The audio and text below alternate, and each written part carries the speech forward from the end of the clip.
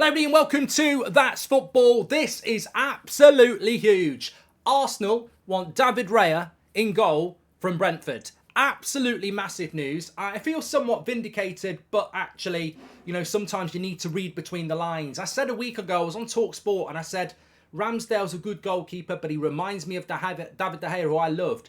I think there's a big issue in relation to his distribution. He can do it, but I don't think he does it as well as Alisson, Ederson, Onana, or David Raya. And I've always been confused why a big club didn't go for David Raya. Last season, he played the most forward passes with the most accuracy. Last season, in relation to passes per 90, he was third behind Ederson and Alisson.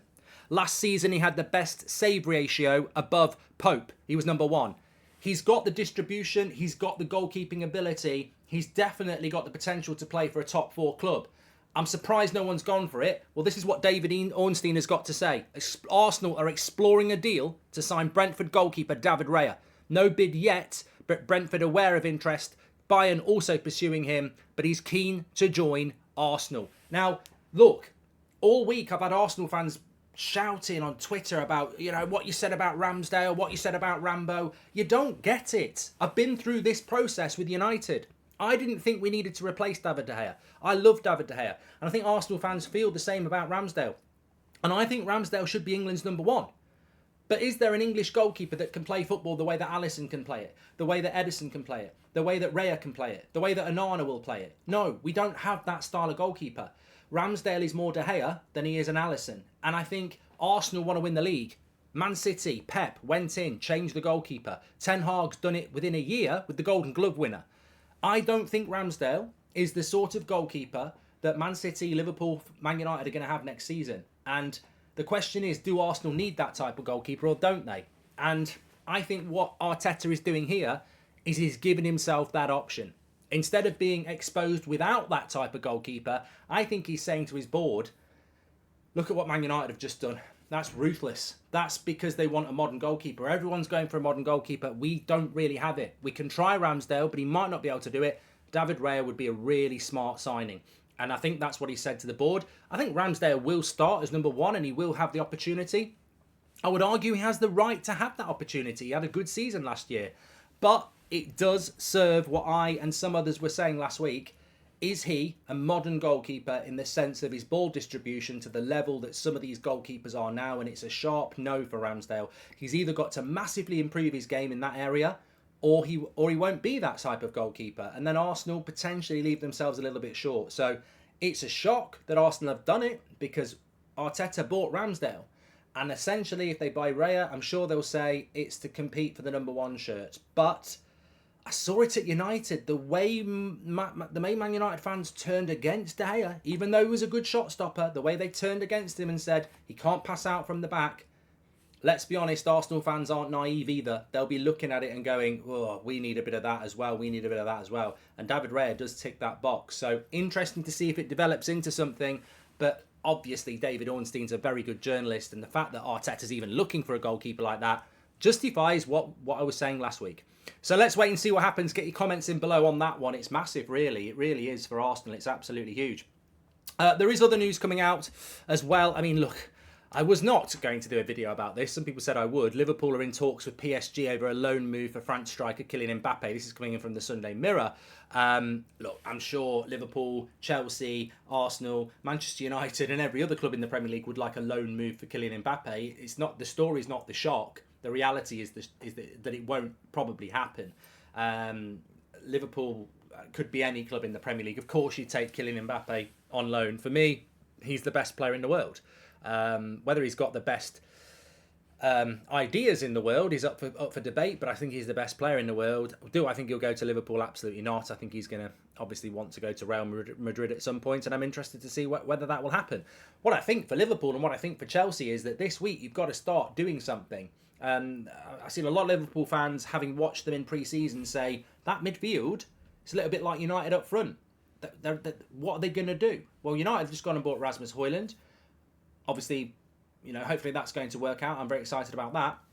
But Liverpool do need to go and buy a midfielder. They do. This Lavia deal needs to get done. The season will be upon us in 2 weeks, and Liverpool need to get that midfielder in, because I think it's a position. I actually think Liverpool could miss out on top 4.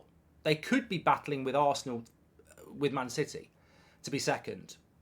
But if they don't get that midfield sorted, they may have a season like last year, where their defence gets overrun and their attack doesn't get the service. So they do need to go and get that midfielder. Henderson's gone, Fabinho's going. You've got to go and try and get a midfielder that's going to really be the engine of that team and win the ball back and feed it to the attack. So Lavia, if that's the player they need to move.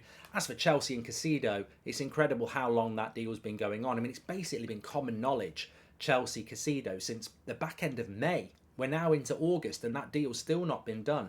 I respect Brighton, what they're doing. They've got every right to say Declan Rice has gone for £100 million. We want £100 million. But you'd have to question the negotiation on that. As a Chelsea fan, you'd have to question it. Brighton have set their stall out and been very stubborn about it. Where's Chelsea's negotiation on this? Because it seems to me that they're just trying to get it down from 100 million, and maybe they get him for 90 million, but when do you get him now? Maybe you should have done that a month ago, is what I'm trying to say. I think it's so important to get players in pre-season, at least 2 weeks before the start of the season, and that's something Chelsea haven't done as of yet. Bayern Munich and Harry Kane, boring story, I know, but they are still very confident that they will complete the signing of Harry Kane. Again, from a Spurs point of view, I do think that they have to be thinking about getting that deal done sooner rather than later.